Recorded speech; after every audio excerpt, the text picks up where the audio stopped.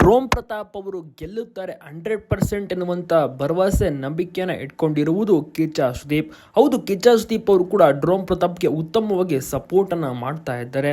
So ಇಷ್ಟು drone ಪ್ರತಾಪ್ಗೆ support ಸಿಗ್ತಿದೆ ಅಂದರೆ ನೀವೇ ಯೋಚನೆ ಮಾಡಿ ಡ್ರೋನ್ ಪ್ರತಾಪ್ ಅವರು ಎಷ್ಟರ ಮಟ್ಟಿಗೆ ಗೆಲ್ಬೋದು, ಎಷ್ಟು ಅಂತರದಲ್ಲಿ ಗೆಲ್ಬೋದು ಅಂತ. ನೀವು ಕೂಡ ಡ್ರೋನ್ ಪ್ರತಾಪ್ಗೆ ಸಪೋರ್ಟ್ ಮಾಡ್ತಿದ್ದೀರಾ. ನಿಮ್ಮ ಒಂದು ಅನಿಸಿಕೆ ಅಭಿಪ್ರಾಯವನ್ನು ತಪ್ಪದೇ ತಿಳಿಸಿ, ಹಾಗೆ ಎಲ್ಲ ಕಡೆ ಶೇರ್ ಮಾಡೋದನ್ನ ಮಾತ್ರ ಮರಿಬೇಡಿ.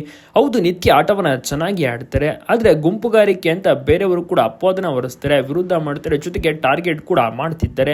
ಅದರಲ್ಲಿ ಮುಖ್ಯವಾಗಿರುವಂತವರು ವಿನಯ್, ನಂತರ ತನೀಷಾ, ನಂತರದಲ್ಲಿ ಮೈಕಲ್ ಅವರು, ನಂತರದಲ್ಲಿ ನಮೃತ ಅವರು. ಸೊ 4 ಜನ ಇದ್ದಾರಲ್ಲ, ತುಂಬಾನೇ ಇದು ಮಾಡ್ತಾ ಇದ್ದಾರೆ ಡ್ರೋನ್ ಪ್ರತಾಪ್ ಅವ್ರನ್ನ. ಈಗ ಹೊಸದಾಗಿ ತುಕಾಲಿ ಅವರು ಕೂಡ ಸೇರ್ಕೊಂಡಿದ್ದಾರೆ. ಸೊ ಹೀಗಾಗಿ ಡ್ರೋನ್ ಪ್ರತಾಪ್ ಅವರು ಒಂಟಿಯಾಗಿ ಹೋರಾಡಬೇಕು, ತುಂಬಾನೇ ಕಷ್ಟ ಇದೆ ಈಗ ಸರ್ವೈವ್ ಆಗೋದಕ್ಕೆ.